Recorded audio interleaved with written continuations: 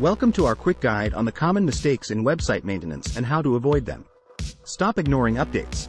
Updates are not just about new features, they're about security and performance too. Don't ignore them. Regularly check for updates and apply them promptly to keep your site secure and functioning optimally. Neglecting regular backups. Backups are your safety net in the digital world. Schedule regular backups as part of your routine website maintenance to prevent data loss.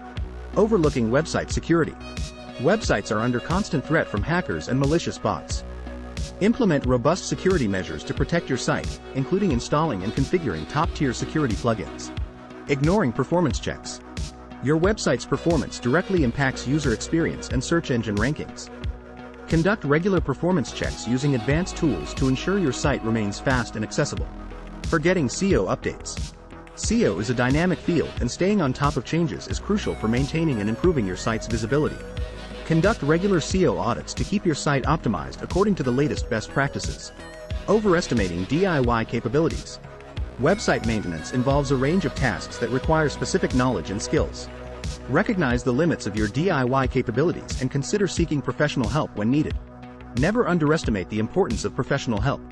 Professional website maintenance can save you time, prevent costly mistakes, and ensure your website performs at its best.